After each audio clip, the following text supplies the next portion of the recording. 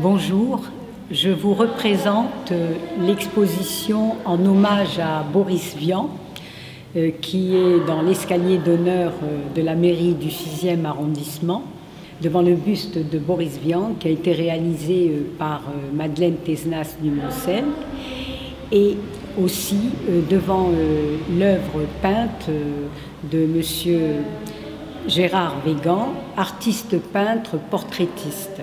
Les artistes et moi-même, nous remercions Monsieur le maire du 6e arrondissement, Monsieur Lecoq, et Monsieur Passelec du service culturel d'avoir prolongé cette très belle exposition qui a commencé le 21 novembre 2020 et qui se terminera le 30 janvier 2021. Je voudrais vous présenter Monsieur Dominique Vibrac, qui est historien philosophe, qui a écrit de nombreux ouvrages, et le dernier a été le savoureux ouvrage de Monsieur Casanova. C'est le Paris de Casanova que j'ai eu le plaisir de présenter au Procope en octobre 2019, et en présence bien sûr de monsieur Dominique Vibrac, qui a fait une très belle prestation sur son livre et sur cet illustre personnage qui est Casanova. Donc, et je suis un spécialiste de Dante aussi. Oui. Je travaille actuellement, je retravaille, parce que j'avais déjà traduit pour une publication plus pointue, une traduction d'une des œuvres de Dante, qui est le Banquet Convivio en Italie. Et d'ailleurs, je trouve que sur ce buste, Boris Vian ressemble un petit peu à Dante. Et il a toujours une sorte de chapeau, Dante, là il a de très beaux cheveux, Boris Vian. Mais il y a quelque chose, il y a une beauté singulière chez Boris Vian qui me fait penser à la beauté singulière de Dante. Très bien. Aujourd'hui, Monsieur Dominique Vibrac va nous parler, bien sûr, de Boris Vian. Il parlera merveilleusement bien de Monsieur Boris Vian. À vous, monsieur. Alors, merveilleusement bien, je suis intimidé par cette annonce, parce que je ne suis pas un spécialiste de Boris Vian, j'ai toujours beaucoup aimé. Il y aurait énormément de choses à dire. C'est un festival permanent, ça va de la pataphysique au jazz, à l'écriture, à ce contexte vibrionnant de Saint-Germain-des-Prés, des fameuses caves de Saint-Germain-des-Prés. Une vie d'une intensité absolue, le contraire même d'un confinement, une vie de déploiement, même si c'est parfois dans une cave où on était très serré. On oublie tout ça aujourd'hui avec la distanciation sociale, mais il y avait une ambiance extraordinaire dans ces caves. Mais il y a aussi la créativité du solitaire, puisque Boris Vian travaillait énormément. Boris Vian, c'est 39 ans, c'est une vie qui a duré 39 ans, c'est très peu. Le pauvre, il souffrait de problèmes cardiaques assez sérieux, probablement liés à une angine qui avait été mal soignée en son temps. Et donc il est mort en 1959. Son état de santé s'était beaucoup dégradé au fil des années. Alors il est vrai qu'il avait aussi un rythme de vie trépidant, qu'il dormait peu et très mal. On pense qu'il dormait à peu près 4 heures par nuit, c'est même pas beaucoup.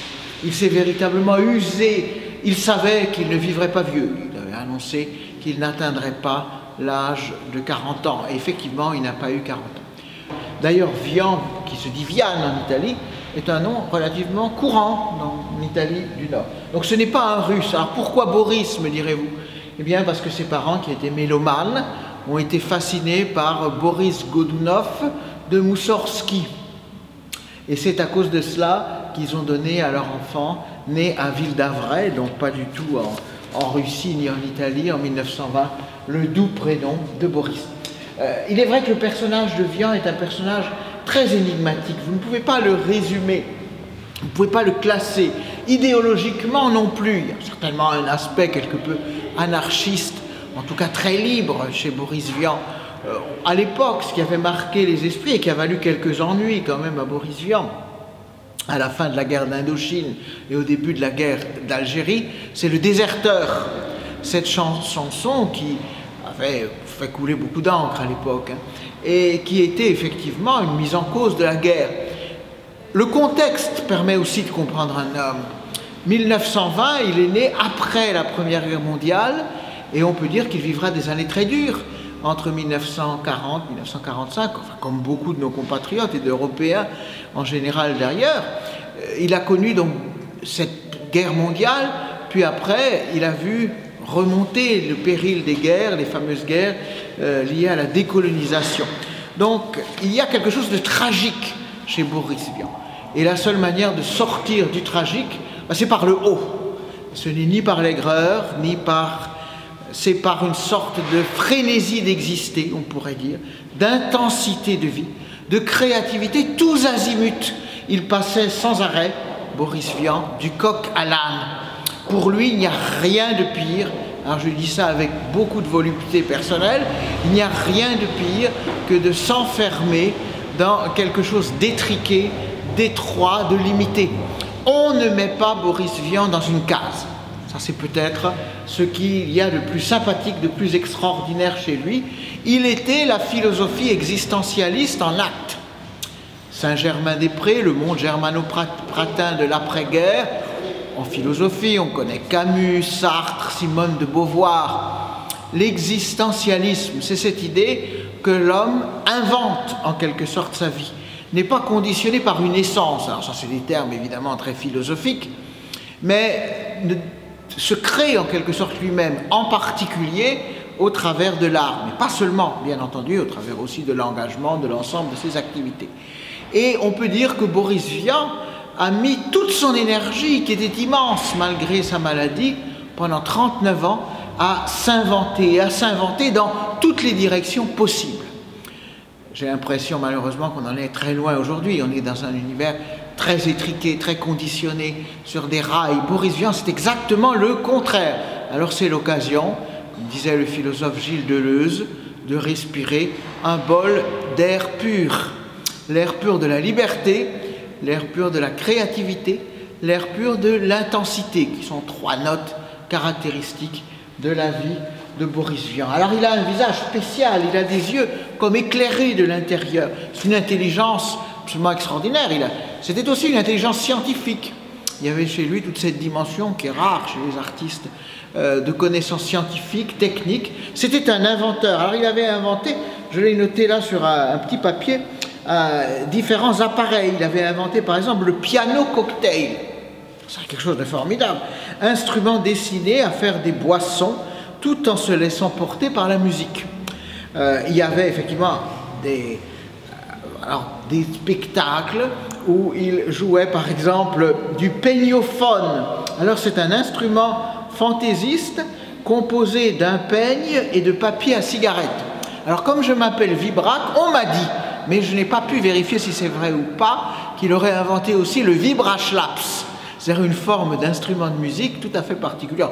Ça ne permet pas des prouesses de subtilité sans doute, mais enfin, c'est toute cette fantaisie, cette créativité, cette alchimie, on peut dire, de l'ordinaire, du quotidien, du banal, du médiocre, pour en faire quelque chose de beau et de grand. Ce n'est pas la plus grande richesse qui est nécessaire forcément. C'est les choses les plus simples qui peuvent être investies d'un sens par l'art et devenir alors porteuses de vie et d'éveil de vie. Vous savez qu'il a pris 31 pseudonymes, c'est quand même pas mal. C'est pas tout à fait comme Pessoa, il doit en avoir davantage, mais 31. Alors c'était une façon de dire aussi que je est un autre, selon l'expression célèbre de Rimbaud, mais on pourrait corriger, compléter et dire non seulement je est un autre, mais je est des autres. C'est-à-dire qu'en définitive, nous avons tous plusieurs visages, parce que nous sommes tous polymorphes, composites, éclatés, et ce ne serait pas bon de vouloir refaire une unité intérieure à trop bon compte, c'est-à-dire au fond le conformisme, de quelque couleur que soit ce conformisme. Boris Vian, on ne peut pas le récupérer. Peut-être que les gens qui ont plutôt de sympathie à gauche, dans les années 70, vont le sortir d'un certain purgatoire, vont exhumer son souvenir d'une certaine oubliettes de l'histoire, mais Boris Vian n'est ni de gauche ni de droite, c'est quelqu'un qui est libre, quelqu'un qui est dans la vie, dans la fantaisie, qui ne se laisse pas enfermer, qui ne se laisse pas conditionner, qui n'incarne pas une idéologie. Et à l'époque, c'était courageux aussi, parce que il faut bien se souvenir de l'après-Seconde Guerre mondiale, avec le communisme par exemple, pas seulement. Il y a eu aussi des récupérations idéologiques de différentes couleurs. Le communisme était certainement ce qui a pesé le plus lourd à l'époque. Les intellectuels pouvaient s'enfermer dans cet univers construit qui était leur pensée. Chez Boris Vian, c'est toujours le réel qui revient, c'est toujours la vie, c'est toujours ce qui est beau, vivant et drôle. Il y avait un fond de tristesse, mais comme souvent chez les gens qui ont beaucoup d'humour, qui sont drôles, il y a un fond de tristesse. Il suffit de penser à Pierre Dac à la même époque, qui était aussi un type assez extraordinaire, avec beaucoup plus de longévité. Chez Boris Vian, moins de dépression que Pierre Dac, mais tout de même une sorte de mélancolie, de tristesse qui pouvait apparaître à certains moments. C'est le tragique alors sublimé et dépassé par la vie, la fantaisie, on peut dire la provocation quelquefois, mais une provocation drôle et gentille, l'absurde, la fête et le jeu, qui sont les dimensions évidemment d'une existence toujours en mouvement. Boris Vian a été l'inventeur de mots et de systèmes. Alors il y a des machines imaginaires, alors certains de ces jeux de mots ont fait florès depuis, mais c'est aussi un romancier. Un romancier, alors il prenait le pseudonyme de Vernon Sullivan, un nom américain, bon c'était la mode à l'époque, tout ce qui venait d'Amérique.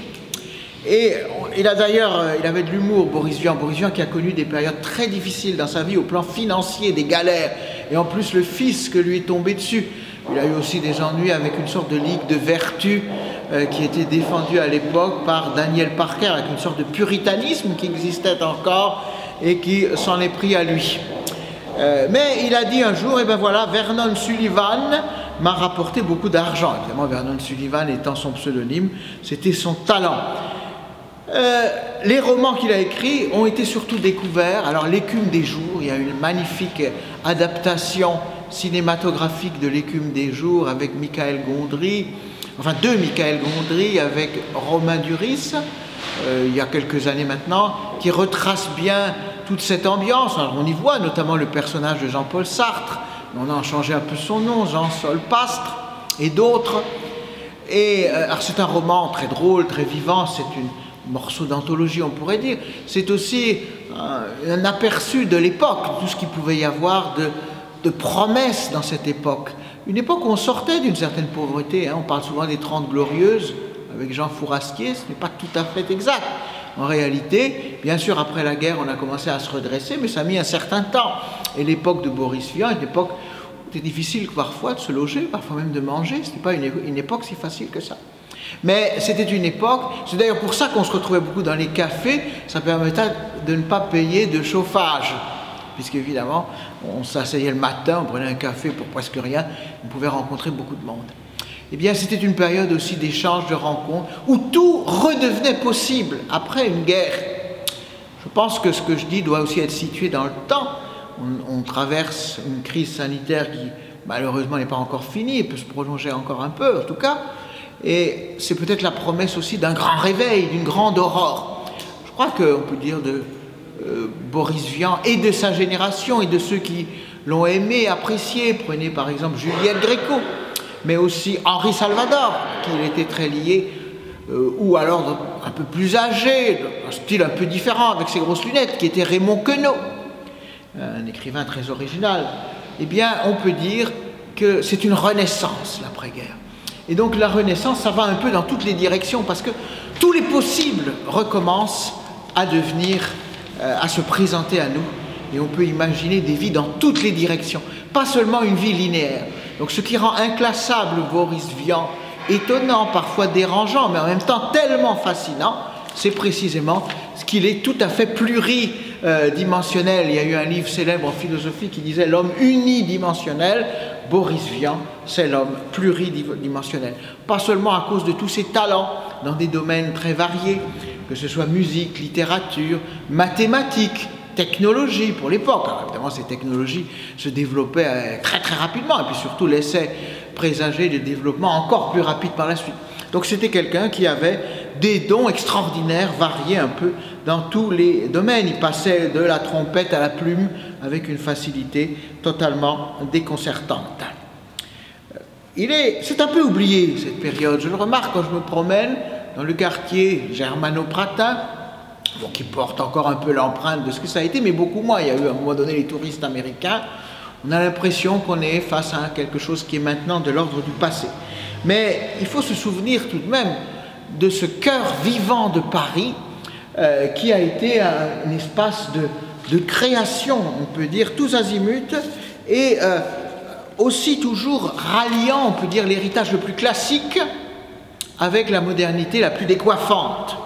Vous savez que Boris Vian avait rédigé Physico-chimie, je lis, des produits métallurgiques. Ça, a priori, ça semble pas... Mais alors, ce qui est drôle, parce qu'il mettait toujours sa touche personnelle, il avait fait de cet ouvrage très technique, de 60 pages, je crois, un avant-propos en alexandrin et en vieux français, avec en épitaphe une citation d'Anatole France. C'est quoi cela? Ben, c'est la cohabitation des contraires. Ce qui est le plus fascinant, c'est la cohabitation des contraires. Qu'on associe des choses qui apparemment n'ont pas grand-chose à faire les unes avec les autres. Les sources de Boris Vian, là aussi, on a parlé de la pluriformité du personnage, de la multiplicité de ses dons. On peut dire qu'il allait un peu s'abreuver à toutes les sources possibles et imaginables, y compris l'almanach Vermote.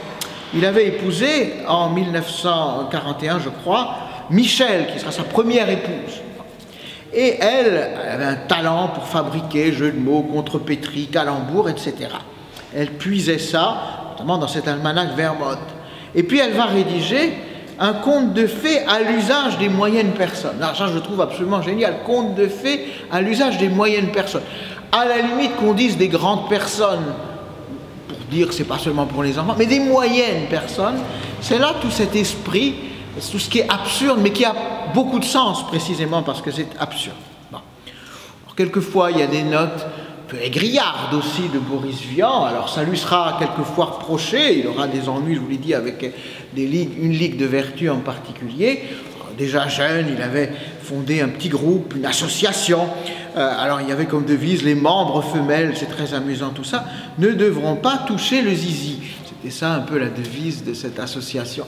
Alors on est dans du potache, mais ça touche quelquefois au sublime par l'imagination. Boris Vian s'inscrit un peu dans ce courant qu'on a appelé Zazou. Alors il n'était pas tout à fait un Zazou, précisément parce qu'il ne se voulait d'aucune mode. Ça aussi c'est intéressant chez Boris Vian, chez ses créateurs. Je l'ai dit tout à l'heure, il ne se laisse pas enfermer, il ne se laisse pas mettre dans une case. Même pas celle des Zazou, vous savez, avec ses pantalons qui étaient très, très grands à l'époque, dans les années 40. Il rejoint ses amis pour le swing, pour la fête, pour le jazz. Il sera influencé par Duke Ellington, par Louis Armstrong. Il vibrait. Alors le jazz était plus populaire encore qu'aujourd'hui, où c'est presque une musique élite, enfin élitiste, pas complètement, mais enfin, là où les concerts de jazz sont devenus quelque chose d'un peu plus sélect. À l'époque, c'était quelque chose d'extrêmement populaire, c'est considéré un peu comme l'avenir. Au plan de l'écriture, il avait été marqué, bon, aussi par des gens comme Henri Miller et autres, et il avait fait la connaissance d'un jeune et formidable éditeur qui s'appelait Jean Dallouin, qu'il rencontrait au Café de Flore, toujours à Saint-Germain-des-Prés, non loin d'ici. Et l'un des genres qu'il va cultiver, c'est le pastiche des romans noirs, du sombre, mais toujours dans l'idée de s'en moquer un peu, parce que quand on est dans un genre, il faut en sortir, c'est-à-dire que le genre littéraire lui-même est enfermant. Quand on écrit quelque chose, même s'il faut évidemment suivre une certaine règle, ben c'est pour faire éclater en quelque sorte les règles. Je vais parler d'anarchiste, il y a certainement ça. Ça n'empêchait pas cette intrépidité folle, ces heures passées à écrire très vite. Alors c'est quelqu'un qui faisait 3 choses en même temps. Moi je ne sais pas comment il fait, j'ai jamais été capable de faire plus d'une chose à la fois. Mais Boris Vian faisait 3 choses en même temps. Il disait j'ai pas une vie très longue devant moi, donc il faut que je concentre un peu mon temps.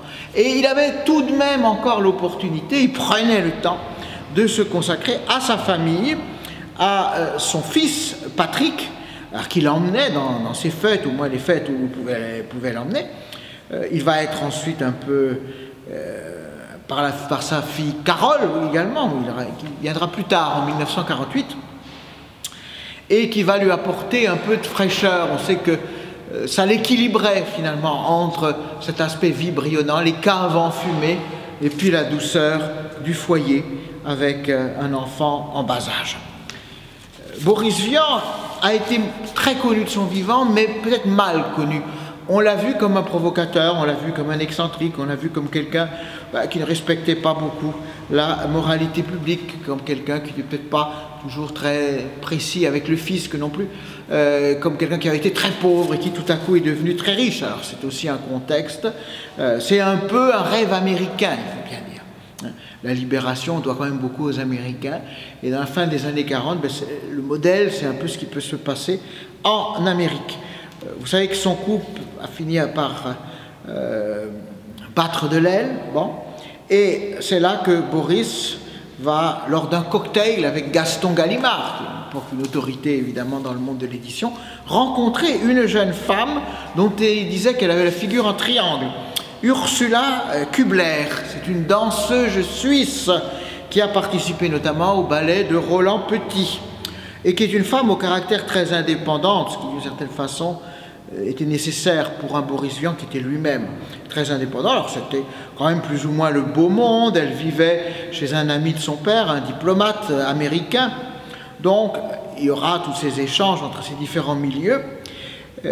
Michel se sépare, ne supportait plus cette vie avec... C'est vrai que Boris c'est un personnage tellement effervescent que d'une certaine façon, pour une épouse, ce n'est pas facile, sauf peut-être comme Ursula si on prend du recul. Bon. Et elle va devenir, même si ce n'était pas un Apollon, il faut bien dire du point de vue physique, elle va devenir la maîtresse, Michel va devenir la maîtresse de Jean-Paul Sartre en 1949.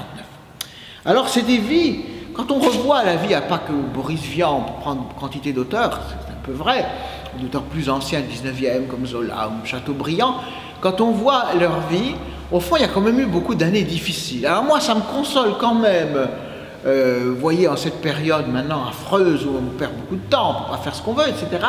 Quand vous voyez tous ces grands créateurs, ils ont eu aussi des années complètement foutues, complètement horribles, où vous ne pouvez pas travailler, où il y avait ceci et cela, y compris des galères, on dirait aujourd'hui, notamment des galères économiques, qui allaient jusqu'à ne plus pouvoir pratiquement manger. Bon, eh bien, c'est un peu réconforté, ce ne sont pas des biographies linéaires. Ce sont des biographies marquées par l'épreuve, par des moments d'intense fécondité, mais aussi, j'ai envie de dire, un peu des moments de jachère. Ça fait beaucoup réfléchir, ça. C'est-à-dire que les moments mauvais, enfin, maintenant c'est une période très mauvaise, c'est horrible cette période-là, mais finalement c'est aussi une chance comme une jachère intérieure. C'est-à-dire que la fécondité, la créativité, même vibrillonnante, eh ben, elle peut se préparer, elle peut prendre forme, on peut dire de façon secrète, un peu comme le grain qui est sous la terre et qui va pouvoir germer un peu plus tard. Eh bien, quand on voit les années de Boris Vian, prenez par exemple les années 1951-1952, j'ai noté ça. Alors, il vit à l'époque de traduction parce que bon, il composait énormément de chansons. On ne les a pas toutes. Hein. Il y a énormément de chansons, il y en a beaucoup qu'on ne connaît pas. Certaines, il les chantait, certaines, il les faisait chanter par d'autres. Mais ça ne lui rapportait pas énormément d'argent. Bon, en plus, on peut imaginer qu'il était un peu panier percé quand même. Et puis, par exemple, pendant 2 ans, ça va être des années très sombres. Il vivra dans un inconfort total, j'ai noté ça, au boulevard de Clichy, dans une espèce de chambre de bonne. Alors, ces chambres de bonne, vous savez, sous les toits, il fait froid en hiver, chaud en été. Et ça va être 2 années, il n'a plus de sous, et même un certain désespoir, parce qu'en plus, comme il avait gagné, alors ça c'est tout le problème, évidemment, souvent des artistes, des années où ils gagnent un peu plus d'argent. Alors le fisc, après, leur demande l'argent de ce qu'ils avaient gagné, mais bon, ils n'arrivent plus à le rembourser. Ces arriérés d'impôts vont être une plaie terrible pour Boris Vian. Il multiplie les piges, alors il écrivait, il est vrai, très vite, il y avait une espèce de vivacité extrême. Ce Boris Vian, il se lie d'amitié avec Albert Camus, aussi autre grande figure de l'époque, très attachante et sympathique, qu'il a engagé à combat. Et il va travailler aussi pour Samedi Soir, Franche Dimanche et d'autres publications. C'est quand même assez extraordinaire. Dans la journée, il faisait 10 ou 15 choses différentes, tout très vite et tout très bien, surtout. Bon.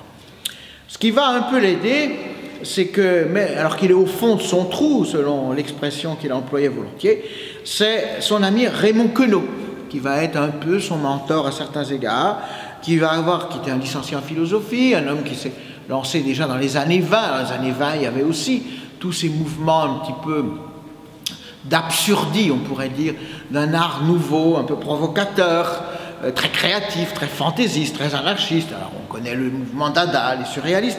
Raymond Queneau, dans les années 50, il connaît une certaine consécration, puisqu'il entre à l'Académie Goncourt, il devient l'un des 10, ce qui est un peu plus facile quand même que l'Académie française. Et il va alors doper Boris et le pousser par exemple à écrire des pièces. Parce que les pièces, c'est ce qui accroche beaucoup. On va beaucoup au théâtre à cette époque-là, dans les années 50. Bien sûr, il y a les très grands auteurs dramatiques comme Jean Anouilh qui sont fréquents, plébiscités, mais il y a aussi des pièces plus drôles, plus légères. En particulier, les pièces à sketch. Il y aura aussi des films à sketch. C'était très, très populaire à l'époque. On aimait bien les trucs un peu courts. C'est vrai que quand c'est plus court, c'est souvent plus dense, plus vivant, moins ennuyeux. Bon. Alors il va faire par exemple une pièce, je pourrais en citer des dizaines, mais il y en a une qui s'appelait Ciné-Massacre. Alors c'est extrêmement drôle, avec deux de ses amis qui sont des personnes formidables, Yves Robert et Rosie Vart. L'inspiration. Yves Robert qui a quitté il y a un certain temps déjà, et Rosie Vart aussi. L'inspiration de toutes ces pièces, c'est Alfred Jarry et la pataphysique, par opposition à la métaphysique. Bon. Alors Alfred Jarry, c'est beaucoup plus ancien, c'est autour de 1900, cette fameuse figure, alors tout à fait drôle, de Ubu Roi. C'est au fond un portrait du monde, évidemment à travers d'une dérision qui est menée et de ce qui est absurde, provocateur et extrême. C'est tout un mouvement, tout un dynamisme. J'ai toussé un mot, déjà il y a un instant, à propos du déserteur. C'était une vraie querelle, on peut dire, sociétale à l'époque. Beaucoup avaient très mal pris cette chanson, Le Déserteur, et ça va un peu coller à la peau de Boris Vian, d'autant plus que la censure la plus dure va tomber en 1958, à la fin de sa vie. Boris qui ne chante plus à ce moment-là, puisqu'il a des problèmes de respiration, il n'a pas assez de souffle. Il ne peut plus chanter, il ne peut plus jouer de la trompette.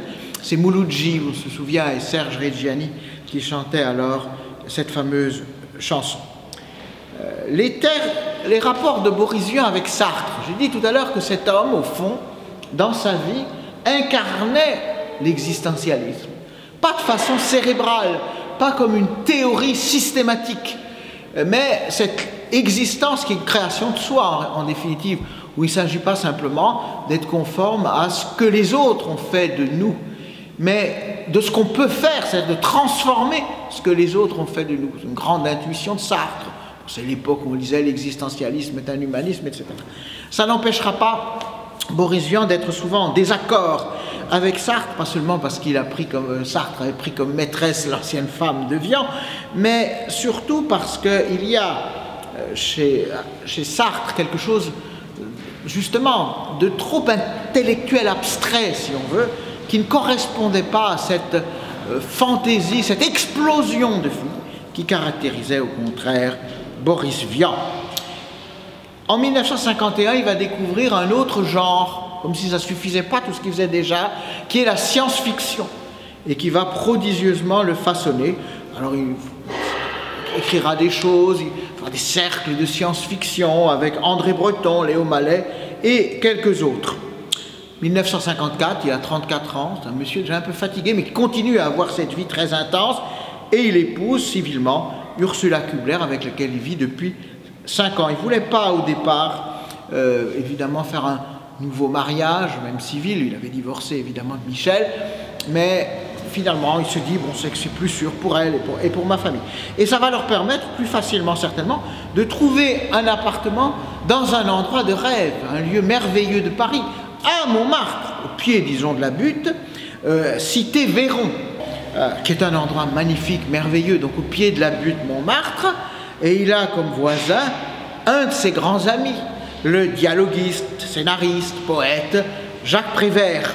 Il va lui-même aménager ce logement avec une terrasse, par exemple, qui est très belle, une vue merveilleuse. On voit à un moment donné le fameux moulin rouge qui tourne derrière. Il appelait d'ailleurs sa terrasse la terrasse des 3 satrapes. Enfin, tout est à l'avenant, c'est toujours des expressions très drôles et très pittoresques.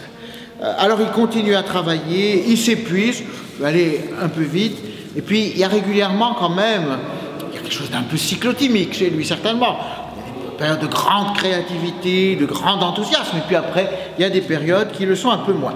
Juillet 1956, il n'a que 36 ans, mais voilà, c'est un tournant malheureux pour sa santé, il s'effondre, il est frappé d'un édème pulmonaire, probablement parce que bon, son cœur déjà va très mal, la circulation n'est pas bonne du tout, et puis surtout il se surmène alors, de façon inimaginable. Il va se remettre, mais lentement. Vous voyez ce que je disais tout à l'heure, dans ces vies si intenses, si riches, il y aura des moments quand même, malheureusement, qui sont lents, difficiles, pénibles, laborieux, de transformation intérieure. Il va quand même accepter de jouer encore un rôle au cinéma. Vous savez qu'il a, je crois, joué une dizaine à peu près, interprété une dizaine de personnages. Alors c'est des tout petits rôles, mais ça c'est un des rôles les plus connus, où on voit bien son physique. Il joue un cardinal, un jeune cardinal, dans le film Notre-Dame de Paris de Jean Delannoy. Son médecin lui impose le repos total, évidemment il ne l'écoute pas, alors il va continuer parce qu'il a aussi besoin de vivre. Et puis c'est un besoin vital, c'est la fuite en avant, il faut toujours continuer à avancer. Et ça va être alors le dernier épisode de sa vie, on peut dire, c'est J'irai cracher sur vos tombes. Alors ce roman noir, érotique, qui va être assez décrié, on va dire qu'il y a une certaine complaisance dans des choses qui sont à la limite du convenable.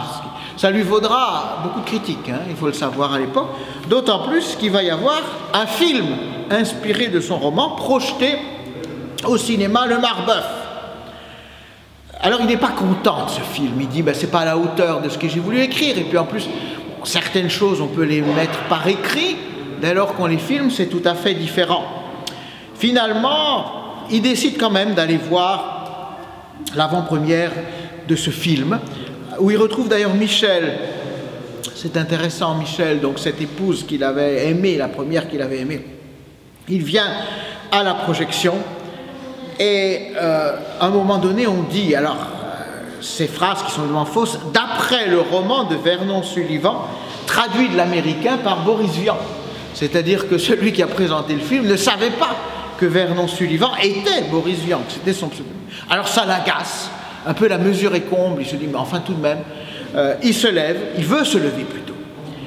Il crie « Ah non !» Il s'effondre et il est mort. Il tombe dans son fauteuil sans connaissance. C'est une mort terrible, brutale, enfin les morts brutales échappent. On voit mal Boris Vian vieillir dans un EHPAD, hein, donc, mais enfin c'est quand même une mort tragique qui choque beaucoup à l'époque, alors on va quand même l'oublier.